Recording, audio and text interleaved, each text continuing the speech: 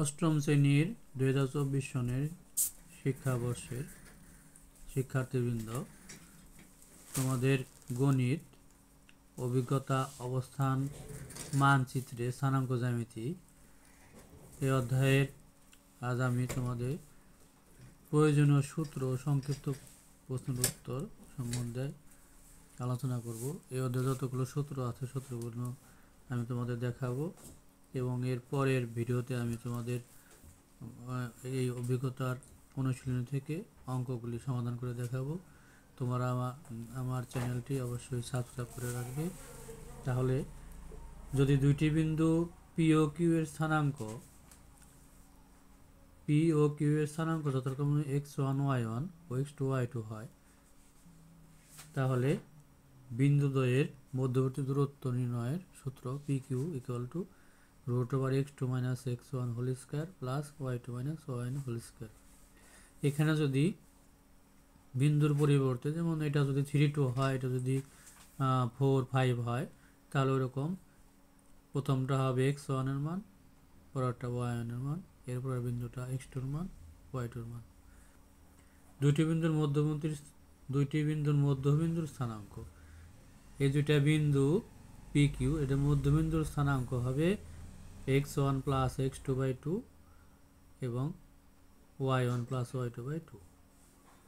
PQ রেখার ঢালকে ইংলিশে slope বলা হয় এবং m দ্বারা প্রকাশ করা হয়।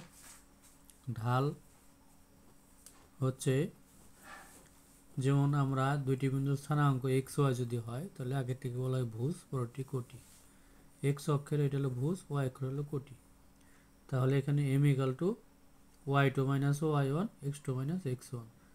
যদি এরকম দুইটা বিন্দু থাকে তাহলে ঢাল হবে, বা এটা রেখা থাকবে সরলরেখার ঢাল, সেখানে y2 - y1 x2 - x1, অর্থাৎ কোটি দ্বয়ের অন্তর ভাগ হচ্ছে ভুজ দ্বয়ের অন্তর। যেমন এটা বিন্দুর y2, তার থেকে উপরে বিয়োগ হচ্ছে y1, কোটি, দুইটা কোটি দ্বয়ের অন্তর ভাগ ভুজ দ্বয়ের অন্তর। এখানে ভুজ হচ্ছে, এখানে বড়টা এটা হবে x2 - x1, ভুজ দ্বয়ের অন্তর অর্থাৎ বিয়োগ। এখন x1 y1 এবং x2 y2 বিন্দুগামী সরলরেখার সমীকরণ। যদি দুইটি বিন্দু থাকে, সেটা সরলরেখার সমীকরণের সূত্র হবে y - y1 / y1 - y2 = x - x1 / x1 - x2। ঢালের মাধ্যমে, যদি একটি ঢাল থাকে, ঢালের মাধ্যমে সরলরেখার সমীকরণ m ঢাল বিশিষ্ট এবং x1 y1 বিন্দুগামী সরলরেখার সমীকরণ y - y1 = m × x - x1। ত্রিভুজের ক্ষেত্রফল নির্ণয়ের সূত্র। ত্রিভুজের ক্ষেত্রফল নির্ণয়ের সূত্র দুইটি পদ্ধতি ব্যবহার করা হয়। অষ্টম শ্রেণীতে দুইটি পদ্ধতি ব্যবহার করা হয়েছে। পদ্ধতি 1, বাহুর দৈর্ঘ্য ও পরিসীমার সাহায্যে।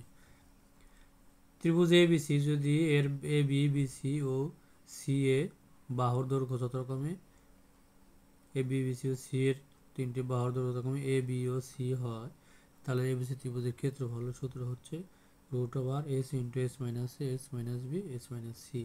এখানে S হচ্ছে অর্ধপরিসীমা, অর্থাৎ S = A + B + C/2।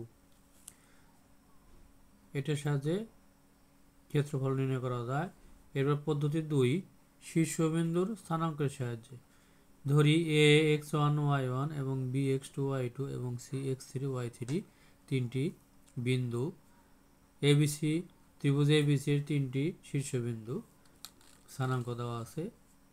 তাহলে ABC ত্রিভুজের ক্ষেত্রফলের সূত্র হচ্ছে হাফ, এখানে পরম মান অ্যাবসলিউট নট দাগ দিয়ে x1 y1 x2 y2 x3 y3, আবার আগেরটা x1 y1, এত বর্গ একক।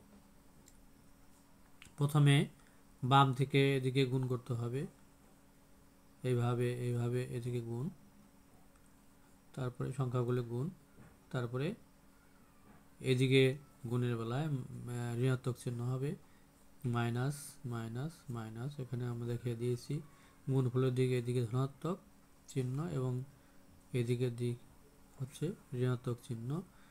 বিন্দু সময়ের ক্ষেত্রে অবশ্যই ঘড়ির কাঁটার বিপরীত দিকে নিতে হবে, ঘড়ির কাঁটার বিপরীত দিকে মানগুলি বসাতে হবে। এরপর শিক্ষার্থীবৃন্দ,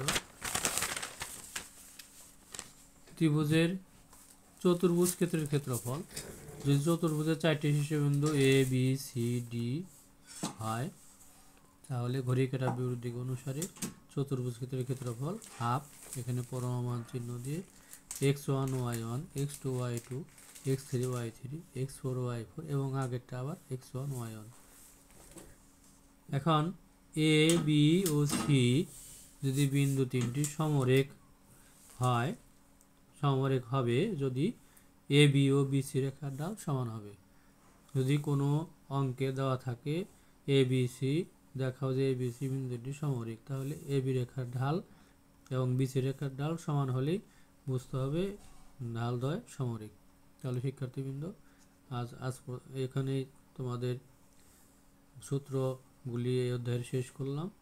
আগামী ভিডিওতে তোমাদের জন্য অবশ্যই অঙ্ক নিয়ে আসবো, সমাধান নিয়ে আসবো। সকলকে ধন্যবাদ।